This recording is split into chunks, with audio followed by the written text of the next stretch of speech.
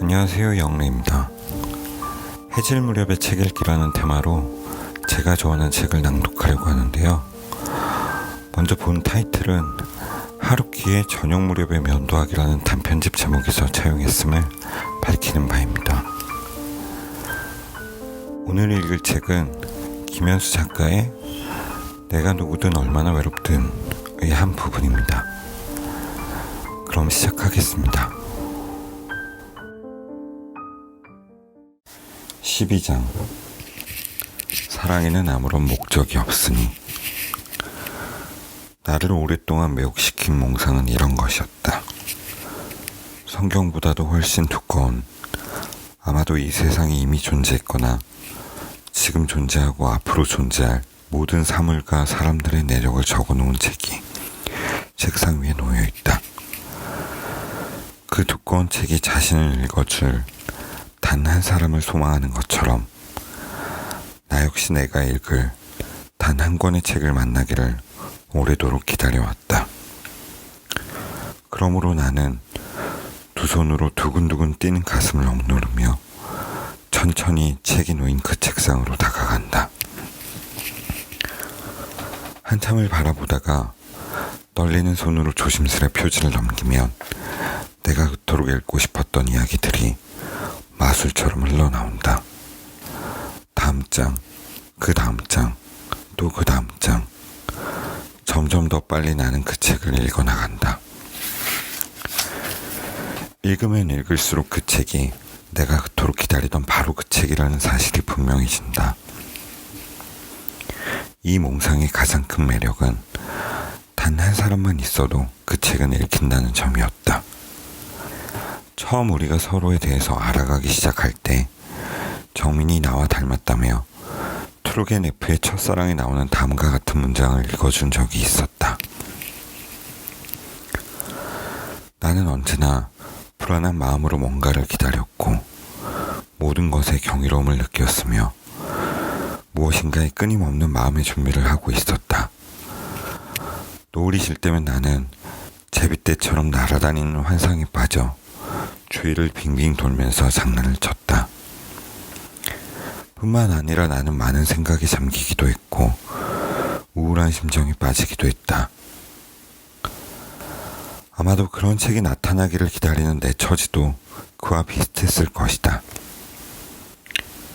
그렇긴 해도 그 두꺼운 책이 너무나 부드러워 한없이 쓰다듬고 싶은 한 여자의 몸으로 내 앞에 나타나리라고는 전혀 예상하지 못했다.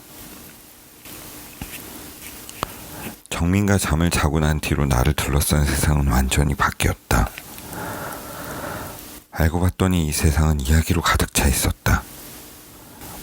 내가 한 일이라고는 서로 몸을 비벼대며 한 인간에게는 어느 정도의 용기가 필요한지 깨닫게 된 것뿐이었는데 어찌된 일인지 그 다음부터 세상의 모든 사물들은 마녀의 오랜 저주에서 풀려난 것처럼 저마다 자신만의 입으로 내게 말을 건넸다. 길거리에 버려진 귤 껍질이 방금까지 그 귤을 먹으면서 엄마에게 혼난 마음을 달랜 아이의 하루를 얘기했고 공중전화 부스에 펼쳐진 전화번호부는 길을 가다가 느닷없이 혹시 오래전에 서울로 떠난 연인의 이름이 나오지 않을까 하는 생각에 전화번호부를 펼쳐본 주부의 사연을 들려줬다. 그렇게 세상 모든 것들이 내게 말을 걸기 시작한 그의 가을. 학생회는 차기 총장 선출원을 둘러싸고 재단 측과 마찰을 빚고 있었다. 그때 정민은 학원 자주추진위원회 선정국장이었기 때문에 그 문제와 관련해 하고 싶은 말도 해야 할 일도 많았을 것이며 설사 그렇지 않다고 해도 직책상 이런저런 말도 하고 일도 해야 할 입장이었다. 하지만 우리가 늘 푸념했다시피 총학생의 일이란 언제나 총각을 다투는 시급하고도 중요한 하지만 결국 노가다가 대부분인 일이었기 때문에 토요일쯤 되면 정민은 더 이상 쏟아내고 싶은 말도 하고 싶은 일도 없을 만큼 지쳐버렸다. 그래서 정민에게 토요일이란 그 애가 누워있기 좋은 방이라고 불렀던 내 자취방에 찾아와 일주일 내내 얘기했던 엄숙하고도 중요한 공식적 언어들로부터 해방돼 지극히 사소하고도 하잘것없는 사적인 대화를 나눈 날이었다. 방을 말끔하게 청소한 뒤 혹시 정민이 지금 오는가 싶어서 이따금 창밖을 내다보던 그의 가을의 토요일 오후는 지금도 잊히지 않는 행복한 시간들이었다.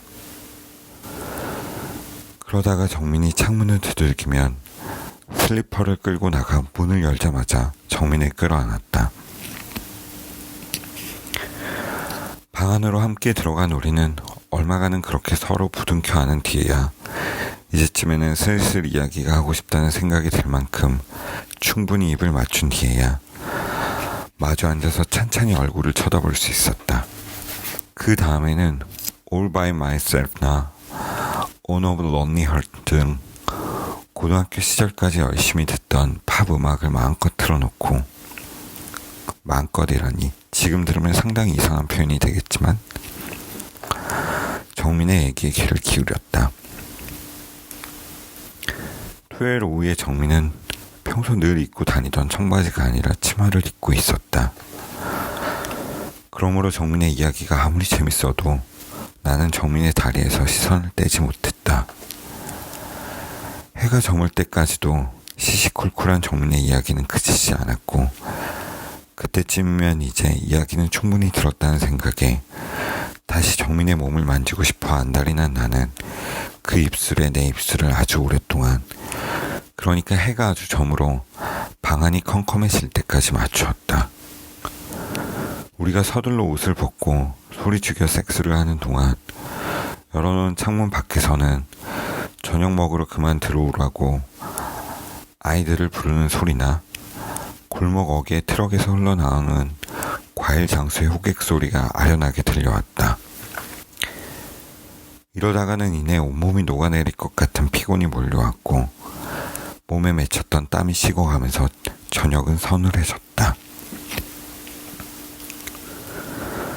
두세 번이 토요일이 지나가고 가을이 깊어지는 동안 우리가 사랑을 나눈 시간도 태양을 떠난 빛이 지구를 지나 목성에 이를 때까지 걸리는 시간만큼 길어졌다.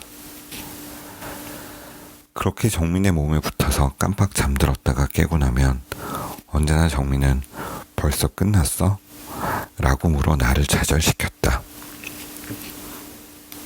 불을 켜고 저녁을 지은 뒤 정민이 늘 표현한 대로 왕후의 밥, 거린의 찬을 먹으려고 밥상 앞에 앉으면 정민은 하던 얘기는 마저 끝내야지.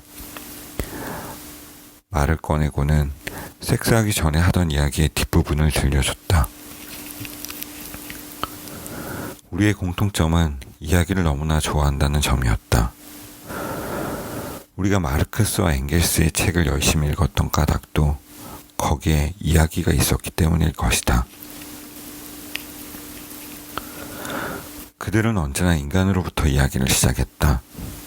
그렇게 인간적인 경제학과, 철학과, 정치학을 아직까지 나는 알지 못한다. 밥을 다 먹고 난 뒤에 정민은 푸른색 계통의 아이섀도우와 마스카라로 눈만 치장하고는 손거울을 손에 들고 나를 돌아보며 예뻐? 라고 묻곤 했다. 그게 정민이 할 수 있는 화장이 전부였지만 그런 정민의 얼굴을 보고 있노라면 어떻게 그녀가 화장하지 않은 맨 얼굴로 일주를 버티는지 궁금할 따름이었다. 양 볼도 좀 빨갛게 하면 더 예쁠 거야 라고 내가 말하면 정민은 그건 화장으로 되는 문제가 아니고 네가 나를 좀 부끄럽게 만들면 된 거야 라고 대답했다. 둘이서 걸어가는 토요일 밤의 거리는 언제나 서늘했다. 손을 꼭 잡고 걷는 우리는 늘 뜨거웠으므로 우리 쪽으로 불어오는 바람은 제 아무리 미세한 것이라도 다 느낄 수 있었다. 토요일 밤에 우리는 어디론가 가기 위해서 버스 정류장 안내판을 들여다보곤 했다. 이미 나는 학교 앞을 지나는 버스들의 번호와 노선을 다 외우고 있었지만 안내판에 붙은 지명을 한참 들여다보고도 어느 버스를 타야 할지 몰라 정민이 내게 도움을 요청할 때까지 가만히 기다렸다. 그럴 때면 나도 길눈이 참 어두운 사람인 것처럼 5번을 타야 하나 710번을 타야 하나 고개를 갸우뚱하곤 했다. 우리는 사람들로 북적이는 명동의 음반 가게를 찾아가 레코드판을 하나하나 구경하기도 했고, 새로 한 판의 칸칸이 나뉜 불빛이 무지개 빛깔로 바뀌던 롯데백화점에 들어가 터무니없이 비싼 옷들을 구경하기도 했다. 우리가 제일 좋아한 곳은 종로서적이었다. 토요일 저녁의 종로서적 입구는 누군가를 기다리는 사람들로 빼곡했다. 그들은 어디선가 자신의 이름이 들려오기를 혹은 자신도 누군가의 이름을 외칠 수 있기를 소망하며 인파로 가득한 종로 거리를 좌우로 두리번거렸다. 기다리던 사람이든 누구든 친구이든 애인이든 가족이든 그들이 나타나면 사람들은 환한 표정으로 웃으며 층계를 내려왔다. 종로서적 입구에 서서 목을 빼고 늦게 오는 친구를 기다려본 사람은 그렇게 친구나 애인을 먼저 만나는 사람들이 얼마나 부러운지 알 것이다. 종로서적의 계단을 밟으며 우리는 잡지에서 종교로, 종교에서 인문으로, 인문에서 외국어로, 외국어에서 다시 문학으로 올라왔다. 책을 찾다 보면 몇 번이나 계단을 오르내려야 했다. 한 분야에서 다른 분야의 책을 옮겨가는 일이 마치 그와 같다며 정민은 종로서적의 계단을 오르내리기를 좋아했다. 그러다 종로서적이 문을 닫으면 우리는 다시 버스를 타고 신촌으로 향했다. 신촌 로터리에는 음료수값만 내면 언제까지라도 춤을 출 수 있는 값싼 나이트클럽이 많았다. 거기에서 서로 마주보고 춤을 추고 있다 보면 이따금 정민의 일부가 빛과 빛 사이 어디론가로 사라져 그의 모습이 사진처럼 평면적으로 보이는 순간이 있었다. 그럴 때면 나는 늘 팔을 뻗어 정민을 잡았는데 언제나 내 팔은 내 생각보다 느리게 천천히 움직였다. 나이트클럽의 어둠을 빌려서 겨우 서로 부둥켜 안는 게 싫다고 정민이 말했으므로 1시간에 한 번씩 돌아오는 브루스 타임이 되면 우리는 무대에서 물러났다. 그 사이에 나는 음료수 교환권을 들고 카운터로 가서 500cc 생맥주 2잔을 주문했다. 때로 기다리는 사람이 많아 생맥주가 나오기 전에 다시 요란스레 댄스 음악이 시작되기도 했다. 그럴 때면 양손에 생맥주를 나눠 들고 돌아서며 혹시 거기 정민이 없는 건 아닐까 불안감이 들었다. 그 불안감은 생맥주가 쏟아질까 조심하며 사람들을 헤치고 간신히 정민을 찾아 꼭 끌어안은 뒤에야 사라졌다. 그 나이트클럽의 생맥주는 지금까지 내가 마셔본 가장 맛있는 맥주였다. 아무리 전통 깊은 브로이에서 만든 정통 독일식 생맥주라 해도 춤추고 난 뒤 목이 말라 정민과 함께 쭉 들이키던 그 생맥주만큼 맛있지는 않았다. 그렇게 시끄러운 곳에서도 정민은 소리를 질러가며 혹은 내 귀에다가 두 손을 동그랗게 말아주고 뭔가를 얘기했다.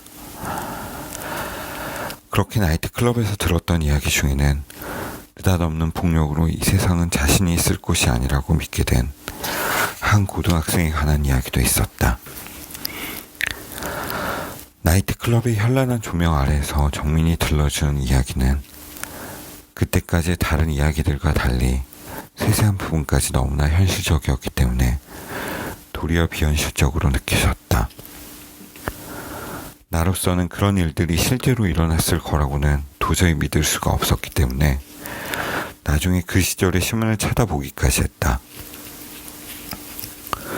그 순간 정민이 왜 그 이야기를 떠올렸고 또 내게 들려주려고 마음먹었는지는 알 수 없었지만 그 이야기는 씨앗처럼 내 마음 한구석에 뿌려졌다. 그 씨앗이 과연 어떤 싹을 틔울지 당시 나로서는 전혀 짐작할 수 없었기 때문에 이야기를 다 들은 후 나의 결론은 그에게도 사랑하는 사람이 있었다면 모든 게 달라졌으리라는 것이었다.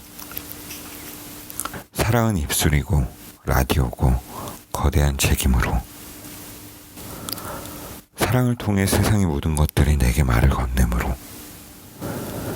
그리고 이 세상 모든 것들이 그 입술을 빌려서 하는 말은 바로 지금 여기가 내가 살아야 할 세계라는 것이므로. 그리하여 우리는 이 세계의 모든 것들과 아름답게, 이토록 아름답게 연결되므로 그저 바라보는 것만으로는 만족할 수 없으니 사랑에는 아무런 목적이 없다는 것을, 오직 존재하는 것은 서로 닿는 입술에, 그 손길에, 살갗에, 그 몸의 움직임 뿐이라는 것을 그도 알았더라면